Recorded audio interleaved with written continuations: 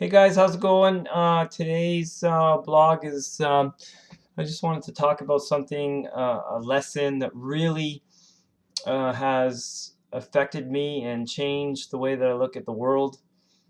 About 6 or 7 years ago, maybe more, I went to a conference and there was a lady by the name of Sherry Huber from California, and she was one of these like Buddhist or Zen teachers, and she was really interesting presenter because I remember she was sitting at the front of the room, and she didn't say anything, try and sell anything. All she did was open the floor up for questions.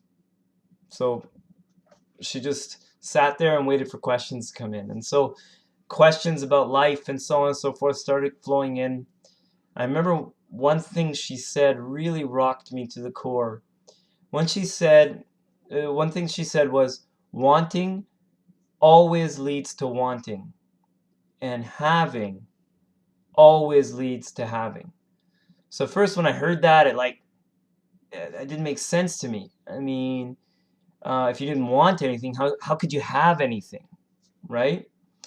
But I understood after a while, and many of you probably already understand this, is that it was about the spiritual concept of wanting and having, and it's the attitude of wanting. If you're always wanting something better than you have, then even when you get what you want, that only satisfies you for a very small, short period of time. And then you start doing what you've always done, which is wanting something else. You want a huge house with 4 bedrooms, you get the house. You stay in the house 2 weeks later, a month later, 2 months later, a year later, you're wanting again. You're not happy with what you have. You want something else. Something else that's going to bring you happiness. And I really understood that having, which is basically the attitude of gratitude, is the only way to truly have something.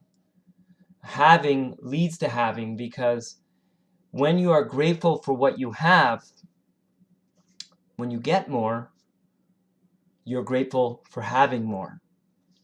And despite your material gains, and I'm not saying it's not good to go get, to work for, to go get more things, go get more money so it provides you with more freedom and more experiences.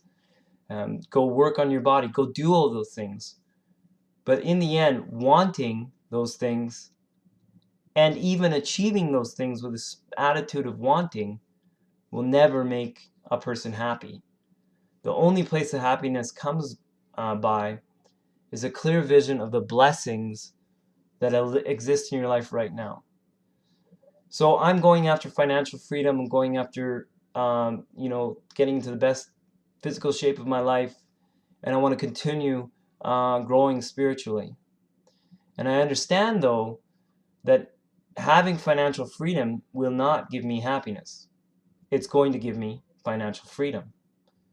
Happiness is about understanding that right now, in my present situation, I'm richer than millions and millions of people on earth. That I have 4 daughters that are beautiful and perfect. That I have a house that I live in. I have food.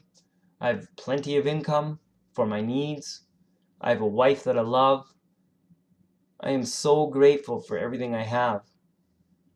And that's why I've been able to be in a state where, even though I'm working for something greater than what I have now, I'm at peace.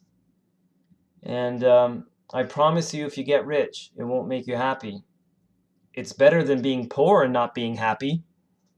You'll be rich and not be happy. And being rich and not being happy is way better than being poor and not being happy. But your situation financially, your situation physically, how you look, isn't what will determine whether you're happy. Whether you're happy or not